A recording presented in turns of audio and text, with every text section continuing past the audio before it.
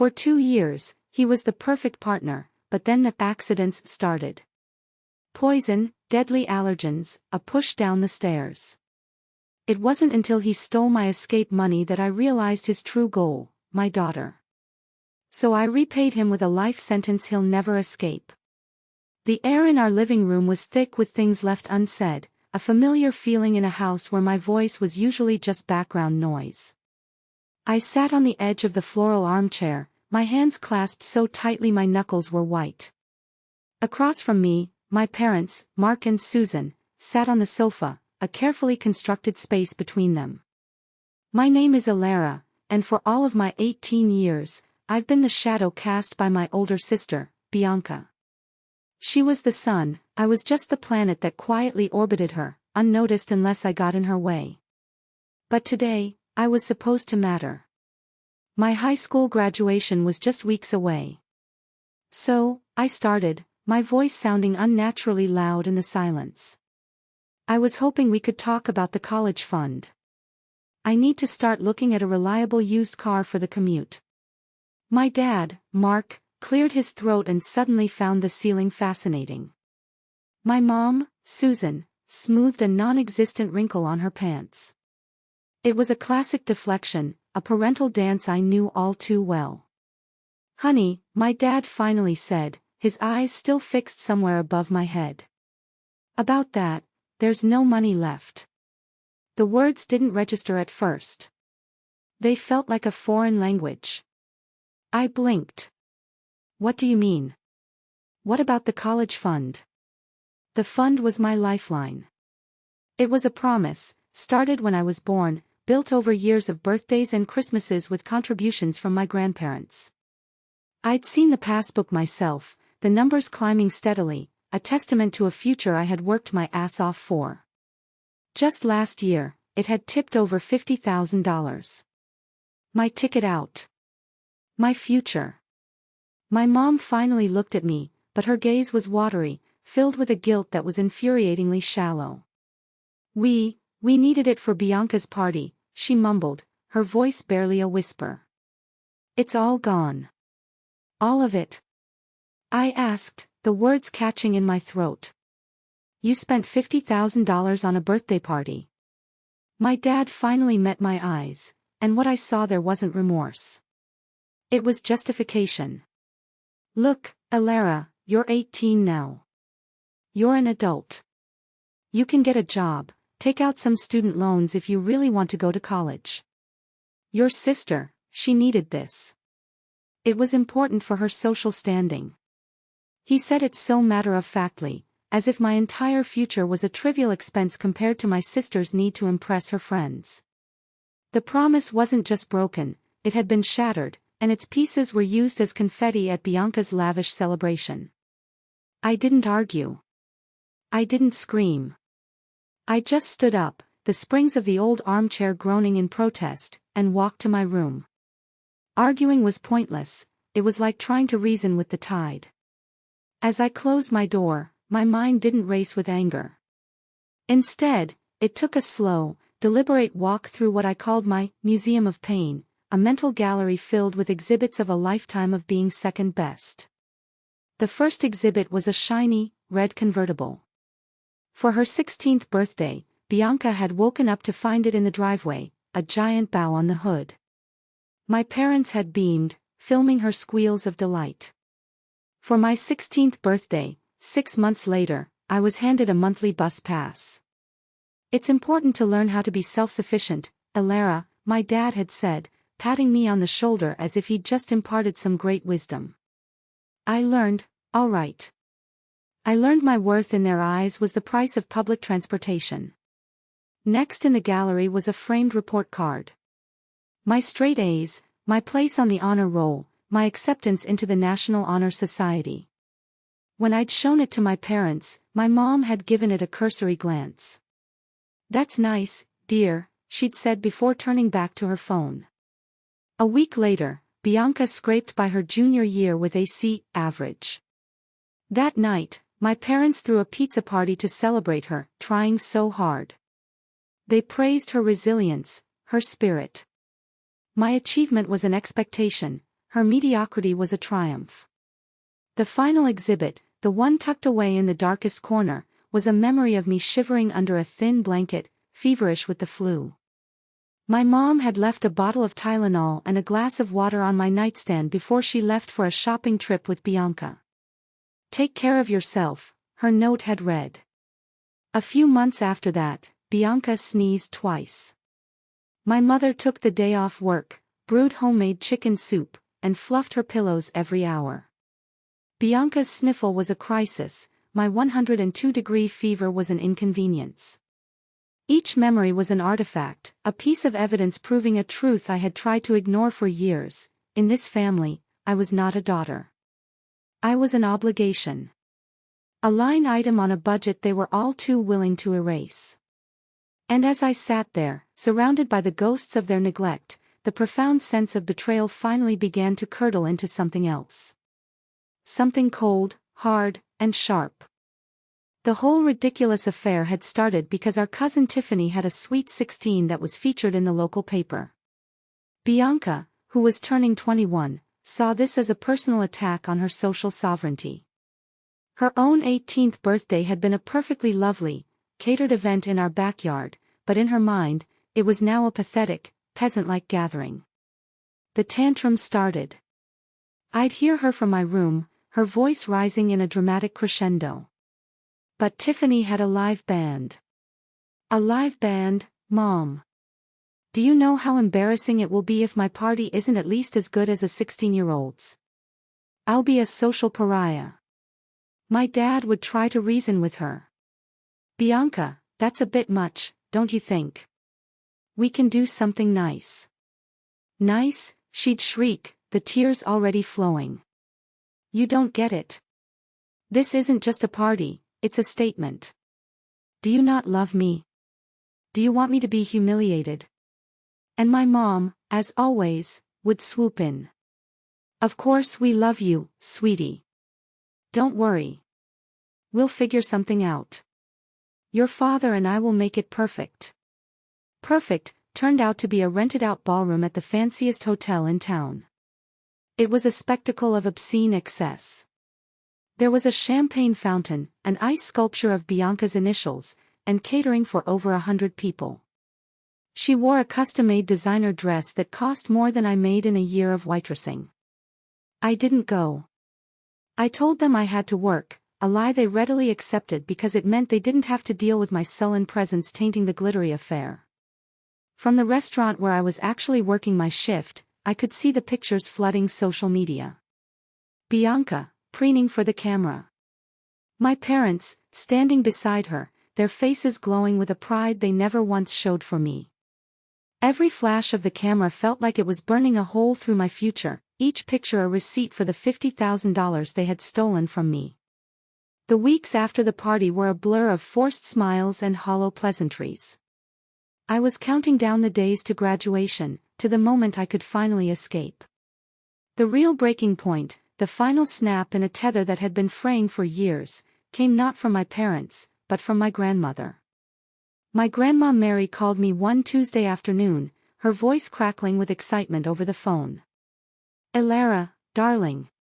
Your grandpa and I are just booking our flights. So, what are the plans for your graduation party? It's such a huge tradition, we can't wait to celebrate you." My blood ran cold. I stammered something noncommittal, my mind reeling. They hadn't told them.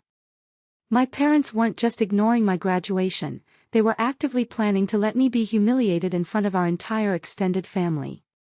They were going to let everyone arrive, expecting a celebration, only to find nothing. They were going to let me stand there alone and explain their failure, their betrayal. That was it. That was the moment the sadness died and something else took its place. It was a quiet, chilling resolve. They thought I was invisible. Fine. They wouldn't see me coming. I hung up the phone, my hands steady. I didn't cry. I didn't punch a wall. I pulled out my phone, but I didn't call a friend to vent. I scrolled through my contacts until I found the number for David, the owner of the family restaurant where I worked. "Hi, David, it's Alara, I said, my voice even and calm. I was wondering if the party room is available on the Saturday night after my graduation. Yes, for a private event, for about 30 people. I spent the next hour on the phone. I called my grandparents back. I called my aunts, my uncles, my cousins. I personally invited every single one of them to my graduation dinner. The invitation was simple, heartfelt, and clear. And it deliberately excluded 3 names: Mom, Dad, and Bianca. They had made their choice. Now, I was making mine. The party room at the Corner Bistro was simple. Exposed brick walls, strings of fairy lights I'd put up myself, and mismatched wooden tables I'd arranged into one long, communal banquet. It was nothing like the opulent ballroom Bianca had demanded, but it was real. It was mine. And they all came. My entire extended family, -3, filled the cozy space. They arrived bearing gifts and cards, their hugs genuine and warm. But there was a current of confusion running beneath the surface. "This is lovely, Alara, so intimate," my Aunt Carol said, giving me a knowing look. She was my dad's sister, a therapist, and the only one who ever seemed to see the cracks in our family's perfect facade. As the night wore on, the questions became more direct. "Where are Mark and Susan?" my uncle asked, looking towards the door. "Did they get held up?" I just smiled and deflected, keeping the mood light. I wanted them to enjoy the evening, to celebrate with me without the drama. But I knew the moment of truth was inevitable. It hung in the air, thick as the smell of garlic bread wafting from the kitchen. Finally, as dessert was being served, my grandfather, Robert, a man whose opinion held immense weight in our family, stood up. He tapped his glass with a spoon, silencing the room. He gave a short, lovely speech about how proud he was of me, and then he turned to me, his expression kind but firm. "Alara," he said, his voice gentle but carrying across the room. "We're all so happy to be here. But we have to ask. Where are your parents?" Every eye in the room turned to me. The cheerful chatter died, replaced by an expectant silence. This was it. The moment I had been steeling myself for. I took a slow sip of water, my hand surprisingly steady. I stood up and looked directly at my grandfather. "They're not here," I said, my voice clear and even, carrying to every corner of the room. There were no tears, no anger, just a simple statement of fact. They couldn't afford to throw me a party. A murmur went through the room. My grandmother looked confused. Couldn't afford it? But what about the college fund we all contributed to? That was for you, for your future. I let her words hang in the air for a moment before delivering the final blow. "They used it," I said. "They used my entire $50,000 college fund to pay for Bianca's 21st birthday party last month." You could have heard a pin drop. The looks of confusion on their faces morphed into disbelief, then dawning horror. My grandparents went pale. My uncles, who had helped my dad build his business, looked absolutely furious. Aunt Carol just closed her eyes and slowly shook her head, a silent confirmation of a dysfunction she had long suspected. I didn't stop there. So, I decided I still wanted to celebrate my graduation with the people I love, the people who have always supported me. I gestured around the room. "I booked this room and paid for this dinner myself, with the money I saved from my waitressing job over the last 2 years." As if on cue, David, the owner, brought the bill to the table. In front of everyone, I took out a thick envelope of cash from my purse, my hard-earned tips, and counted out the full amount. I even held up the paid receipt for a moment. It was my declaration of independence, a physical piece of evidence that I didn't need them. The silence that followed was deafening, filled with the unspoken weight of a family secret that had just been dragged, kicking and screaming, into the light. The next morning, the storm broke. My parents and Bianca stormed into my room without knocking, their faces contorted with rage. "How could you?" my mother shrieked, her voice trembling. "You humiliated us. You made us look like monsters in front of the entire family." Grandma called Dad at 6 this morning, screaming his head off. Bianca added, her hands on her hips. "This is all your fault, you selfish little brat." I just continued packing a box with my books, not giving them the satisfaction of a reaction. Their anger wasn't about me, it was about their perfect image being shattered. Feeling utterly alone, I did something I never thought I'd do.